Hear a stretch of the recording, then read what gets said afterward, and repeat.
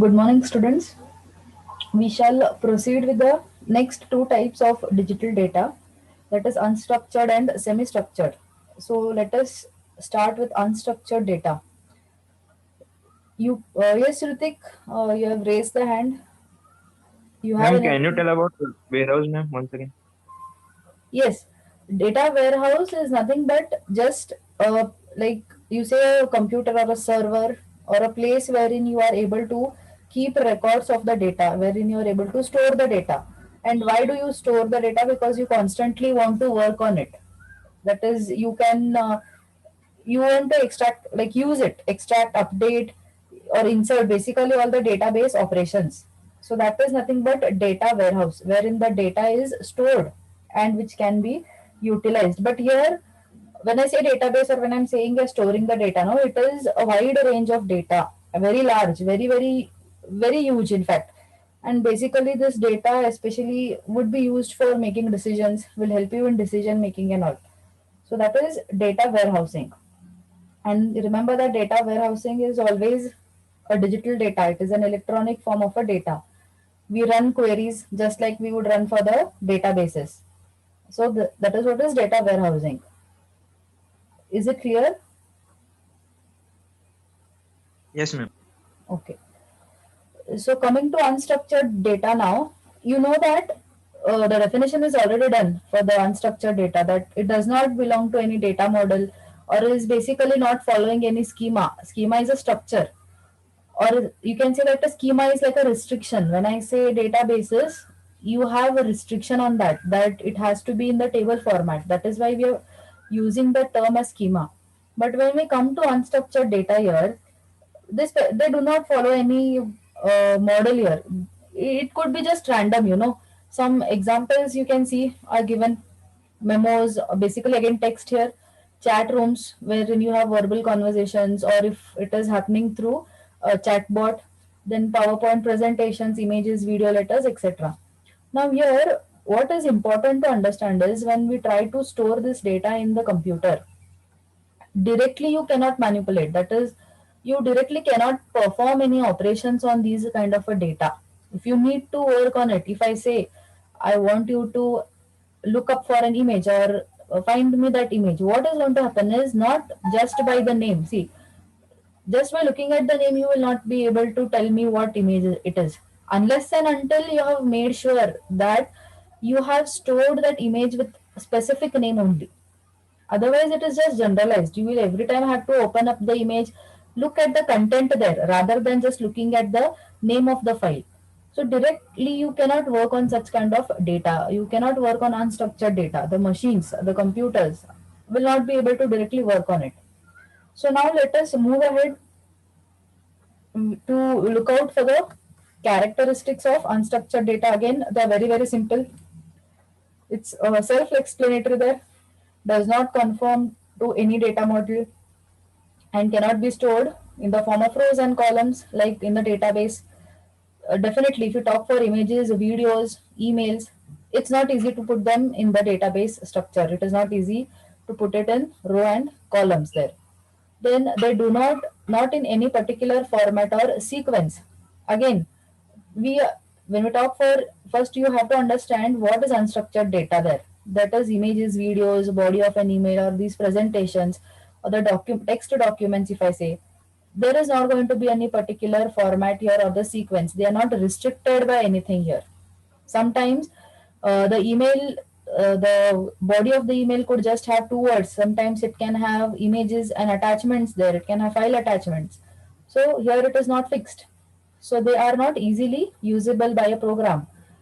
As I said, you cannot, if I tell you to fetch an image from the computer, you will, in the sense, every time you have to open it. Same wise, for a computer also, basically data is stored in the form of binary, whether it is an image or a video or even a text file. In the computer, it is going to be stored in terms of binary or digits only, ones and zeros. Your image is also going to be stored in the forms of ones and zeros.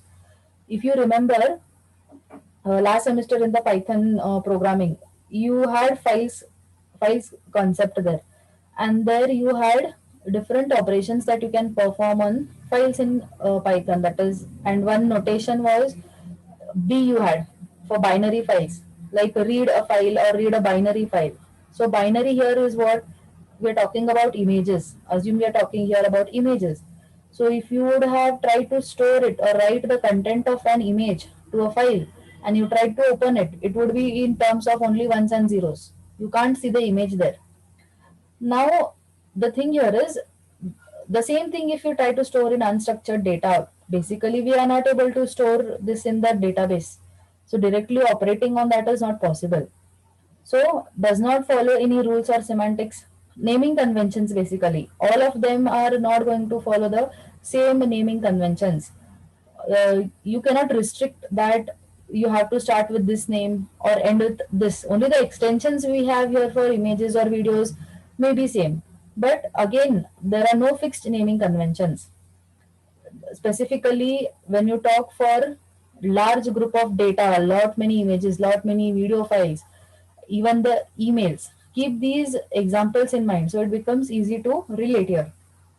So has no easily identifiable structure.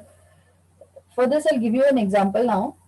Say that there's a hospital which is and in which three doctors are working on a particular they're working on a particular problem. Okay, a patient's any it could be anything. Now there are two doctors out of the three doctors. The two doctors have already had a case. I mean, they have experienced this kind, say they are talking about some lung disease.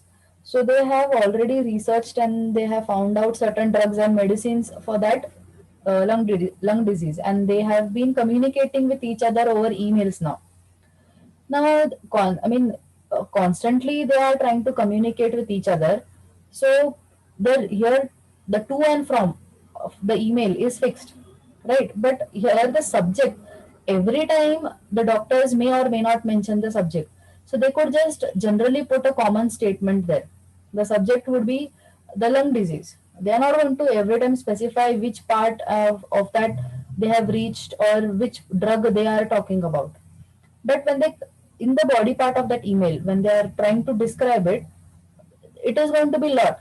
Maybe they just have a total description, they have the blood reports or they have the scanning there of that lung or whatever is done, CT scan, all these things.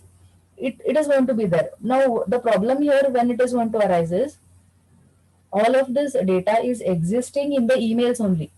None of the data has been analyzed. That is, none of the data has been looked and certain part what is important related to the patient extract, and they have not tried to store it in the database.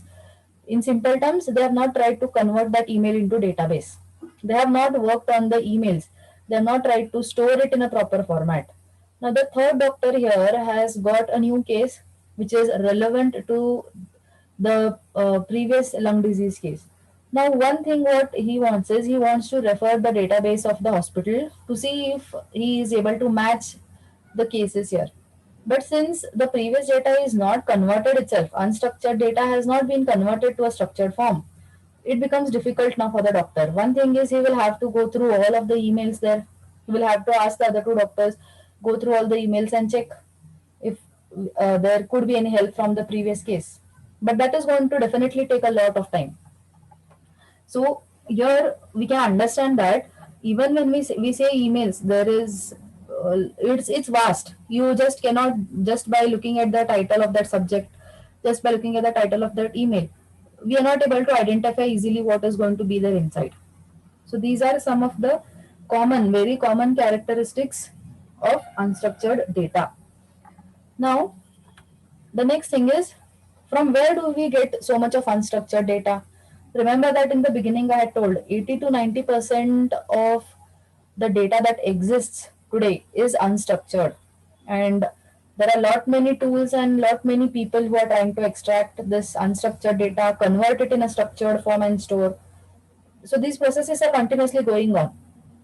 Just have a look at this diagram here, which are the different sources of unstructured data.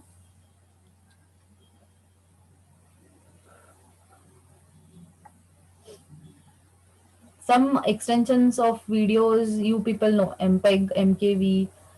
Then for images you have JPEG, PNG. So these all contribute to unstructured data. I will stress here body of the email we have spoken already. regarding web pages, okay? Why do you think web pages, we can say why we will consider a web page to be an unstructured data? Can anyone think and tell me?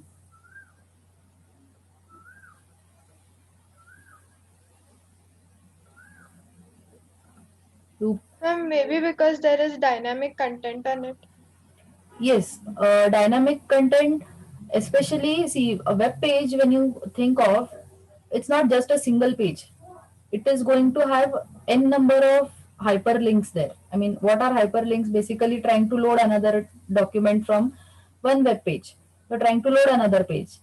Now, what happens is when these hyperlinks are existing in the web pages, you do not know as to what that hyperlink will contain. It could contain image or it could contain videos. So again, if you talk about videos and images, what are these? These are again unstructured data. It is not like your website or web page will have only text. No, it's not like that. I could click on anything there if it is a link, and if that link opens up, it would again have images, videos. It could have anything. Again, the structure is not fixed there. Not no proper format is there. So that is why we say that web page will be unstructured data. Later, you will again see that why web pages also contribute to semi-structured data. Okay. See, this is not like hard and fast rule. They fit in one category. Depending on which part you're talking, which part of that web page or which part of the email you're talking, you will classify the data there. So let us move ahead after understanding what are the different sources.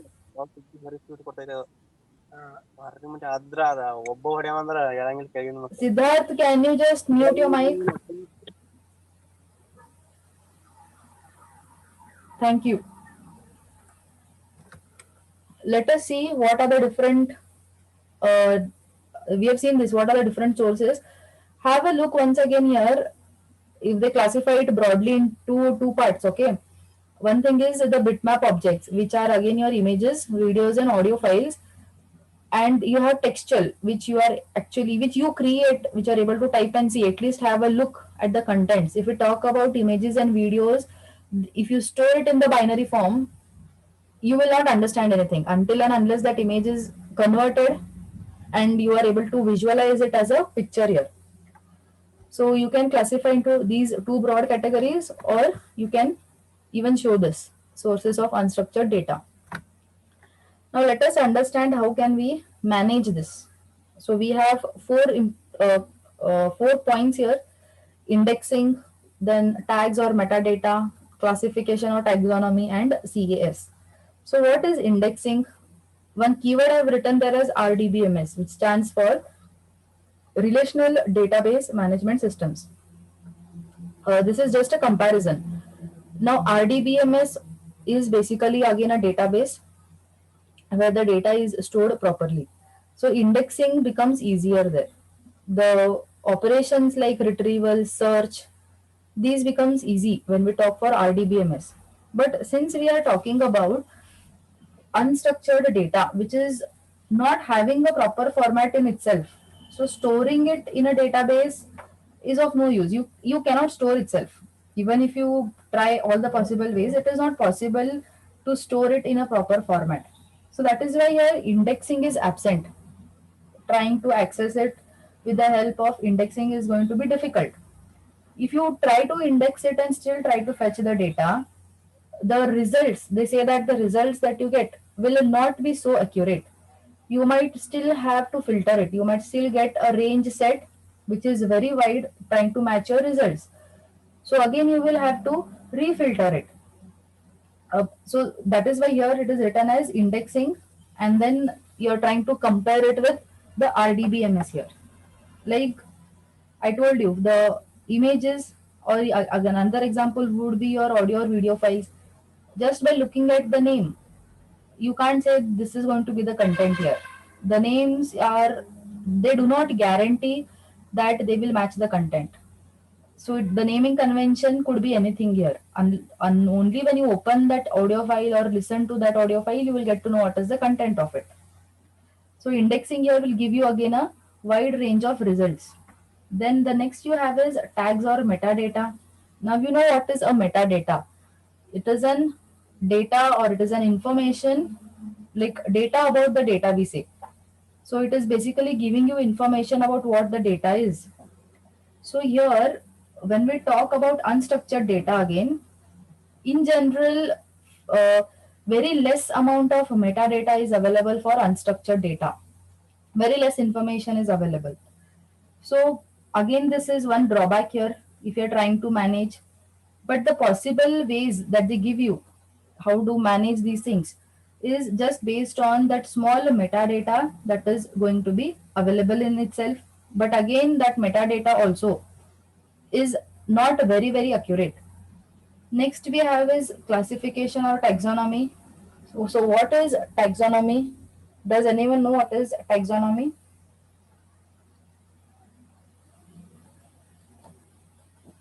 Ma'am, it is a method or the study of classification of objects. Hmm. Yes. So we are trying to say arrange the objects in some hierarchical form, or we are trying to classify it. It could be based on the relationship. If you talk for databases, we are trying to classify based on relationship between the different data that exist. So you are trying to group here. Okay. But for unstructured data here, classifying is a big problem because you're not, first of all, you cannot identify the relationships that are existing.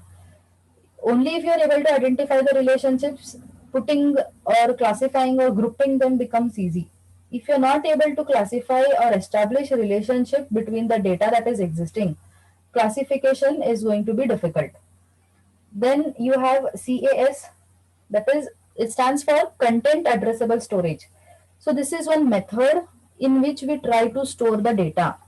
Where it is used is when, see, there is a large amount of data which is existing from much times.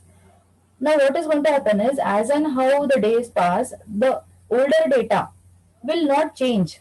It is not going to be updated. It is a fixed data now. So that data is fixed. Only thing is, you will try to interact with it for fetching or just for searching or for viewing, but not editing. You're not going to edit that data. The data content is fixed. The content is fixed there. The only thing is, we are storing it for a usage. We are storing it just to see or view and just have passive operations on it. But no editing or updating of that content will happen. So some examples where this CAS is used is, it is used for your voicemails, or it is used for X-rays, CT scans. So if you see these names that I'm mentioning, no, the content here will not be changed, but it is always stored as records to view in the future or anytime for the reference. So this content addressable storage will give you some metadata. It is possible from this way of storing that some metadata is available. The only thing to understand here is, this content addressable storage tries to work based on the content. It will have a look at the content and try to access the data rather than just going for the locations or the names. So that is why they give the name as content addressable storage. So this is a very vast concept, CAS. After understanding how to manage this thing is expanded now. Okay, we will move ahead with how can we store with the help of these things. How do we try to store unstructured data? Now the things that you have to keep in mind is, when trying to store the unstructured data, is about the storage space. Definitely with coming times, again the data will just keep on increasing.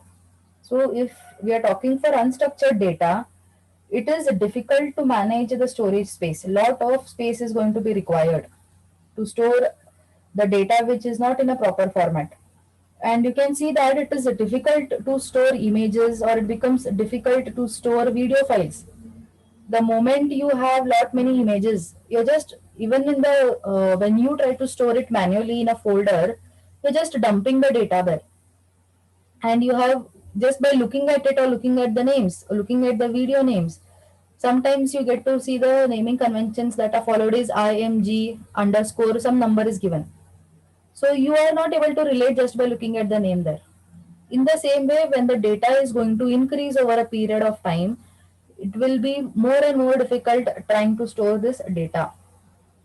And the cost related also will just go on increasing as the data increases, because you will require more storage space. So that is storage space and scalability. Scalability is increase in data. Then retrieving the information again, it is difficult to just retrieve the information. You again I'll repeat it, just by looking at names, just by following the you can say that naming of an image or naming of an video is a small metadata there, which is trying to give you information about that image. What information does it provide? It says about the extension there, like .jpeg or .mp4 or mp3. But the moment you open it, the moment you open, that is only when you will be able to understand what information is there. So that is the retrieving of information here. You will have to process through all of the files. If you're making use of certain softwares, uh, which will work on, there are softwares, okay, which are working on unstructured data. So if you are trying to use those softwares, uh, you will have to just scan through all of the files. If you have 1,000 images, all the 1,000 images are going to be opened and looked at, and then only the data is going to be fetched. It will not be just like you mentioned queries in a database there. Next is about security. So considering the kind of data we talk about web pages here, we talk about emails, we are talking about images and videos. So providing security to these becomes difficult when it is compared to the structured data. So then you have the operations like update, delete, indexing and searching. So again, working on unstructured data with no proper format, you will have to move through all of these iterations, the number of images or the number of videos or the number of emails that you have. Like I gave you the example, these doctors who are trying to have a conversation regarding that particular disease. Now there are, if they have conversed with each other and they have around 20 to 25 emails, they are not able to find what they require. They will have to go through each of those emails, open it, check it, close it, again open the next email.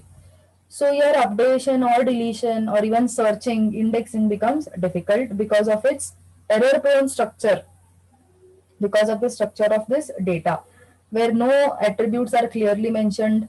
You do not have any specific restrictions on the schema. So that is why with the times to come and the increasing data, that is just, I mean, you have no control over it. It is just going to increase over a period of time. All these operations are going to be difficult. Now, there are a few solutions that they have given to try to actually, so that you are able to store and you can actually work on this. One thing is trying to change the formats. Now, the IBM company, this is trying to work, it is trying to provide a solution. They are trying to have softwares which are able to change the formats. Now, changing the format is what? That is, we are trying to convert the unstructured data into a manageable form wherein the searching retrieval becomes easy. So what they are trying to do is they are trying to convert the audio files, audio video files in or images to text format. So they are trying to provide a solution to change the formats of these multimedia files to text file, so that you can, from the text file, you are able to extract the data and try to store it in the form of a database. Next thing is, you can go, instead of working on softwares, you try to develop new hardwares. So what kind of a hardware would you try to develop? You try to develop such hardwares which can easily operate on unstructured data. Instead of, like we are saying, a computer cannot directly work on unstructured data, but it can work directly on a database. So instead of concentrating on the software part, you can try to go for developing new hardwares which will be structured in such a way that they are directly able to store unstructured data with no problem in storage space. And even if the data increases, the hardware is capable of it, and they can directly work on the existing kind of data that is there. So develop such hardwares. Next thing is storing in RDBMS or BLOBS. BLOBS are binary large objects. BLOB stands for binary large objects. So what are binary large objects? Basically, they are those kind of files which try to store your images or videos as a single file. Continuously, they are stored in one format, and that is called as BLOB files. Now, When we talk for unstructured data and thinking of trying to store it in relational databases, you have certain relational databases or databases which will support you, which will provide little support to trying to store BLOB kinds of objects. What are, like, if I have to, when I use this technical term, there might be a little confusion. RDBM is trying to store BLOBS. That is basically the databases which will help you to store images, videos, or audio files or emails. There are certain databases which will help you to try to store such kind of a unstructured data, so that there is no problem when you want to access it. Next thing is storing in XML format. XML basically, again, see, you learn this in web. XML is having tags. By the tags here, what happens is we are able to identify. If I look at the tag, I will be able to identify what is going to be the content of it. So one possible way which you can try to store and work on unstructured data would be trying to store in XML format, because XML, just like HTML, gives you a little structure for your data. It is not 100% guaranteed, but it will provide some structure. Then last one again we have a CAS, which will again try to store our data based on the content, because here the content is not going to be changed. The content is going to be fixed. So that is CAS, which will help us to organize our files. By looking at the content, we can group them. So if you group similar kind of contents together, accessing becomes a little more easier. So these are some of the possible solutions. Then what are the challenges that we face? Just have a look at this again. The same points are mentioned, that where you cannot just look at an unstructured data and easily you cannot interpret. You just cannot understand easily what is there in this unstructured data and what has to be fetched. So a lot of work will be required to understand or analyze unstructured data. Then classification and taxonomy are, because there are so many organizations which are constantly working now and which are just giving a lot of unstructured data. The challenges that is coming up is they are not following any, say that they're not following any proper structure, or they have no strict rules. No company has any strict rules that you write an email, you try to communicate in the email, but they do not have any strict rules like the subject should start like this, or the subject should have fixed number of characters. The body of the email here should have only the content, it should not have any attachments. There are no such fixed rules. There is no taxonomy here. There is no classification. Any user or any person who is contributing to the data, it's his wish how he wants to write the email, or how he wants to send an image, in which format, how, that is up to the user there.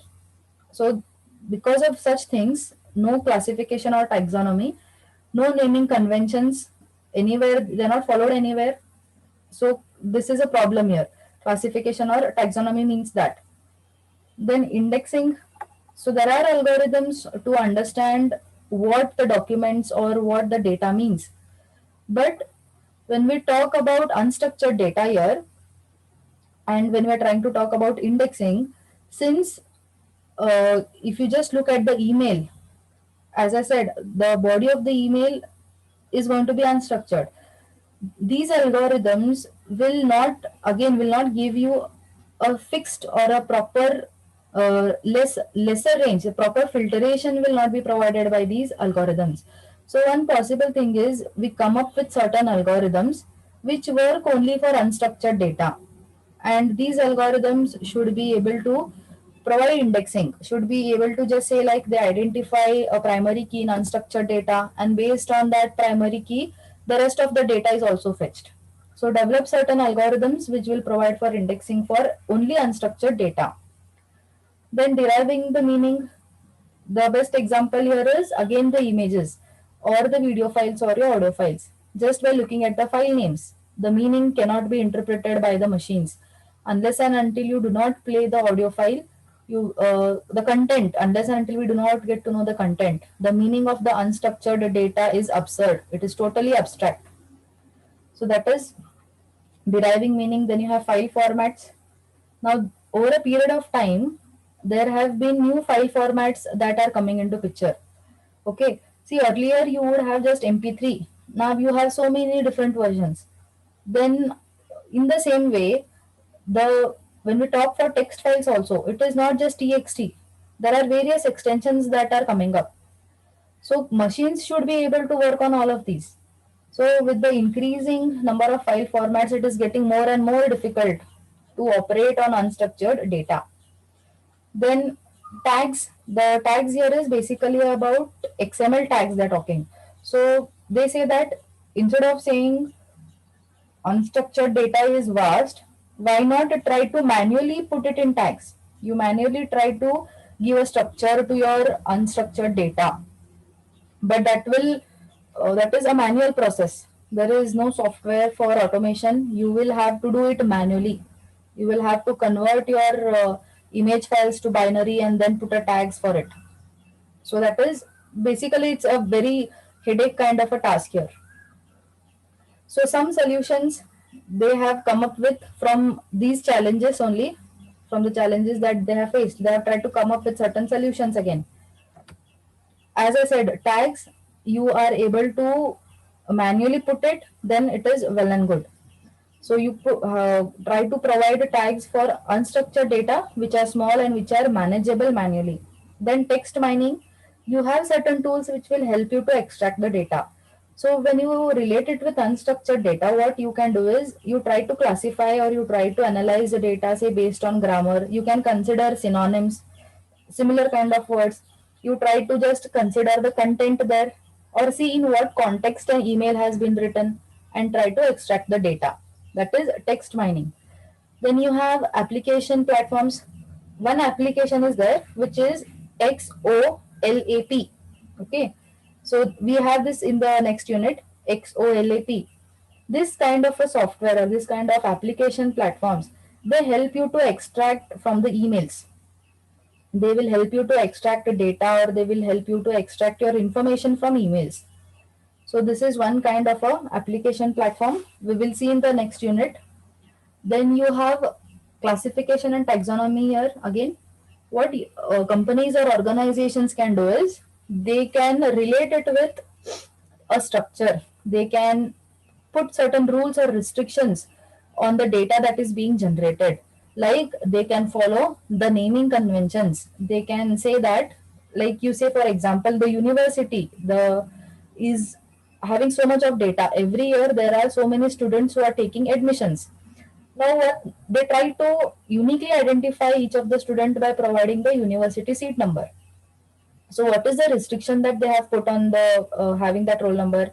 They will try to identify or they will try to start the particular roll number with a particular year in which that batch has taken the admission.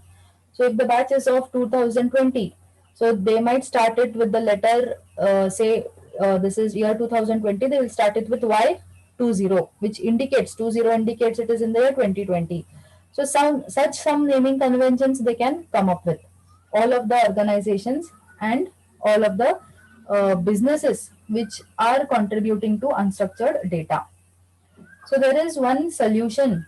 It is said to be a possible solution, not 100% solution.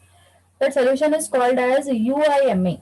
Okay, U stands for unstructured, I stands for information management, I stands for information, M stands for management, and A stands for architecture. So it is unstructured information management architecture. This is an open source platform.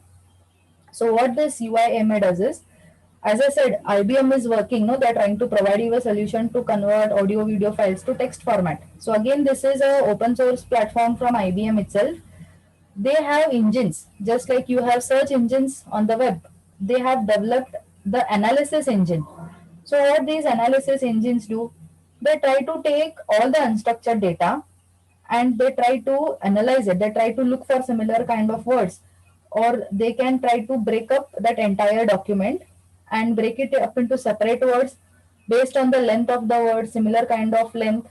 Then they can also classify it based on grammar or the speech that is mentioned there, or based on the synonyms, or they can try to classify the data or break that data based on the date and time that is generated, when the document was generated. That is one possible way of classifying, or one possible way of trying to break the data or provide a structure to it, or based again on the similar kind of a content.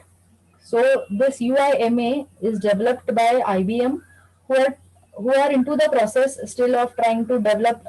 They have these analyzing engines who will try to work on unstructured data. So this is about everything about unstructured data. So you can ask me for doubts or any discussions you have, and in the meanwhile, drop the attendance.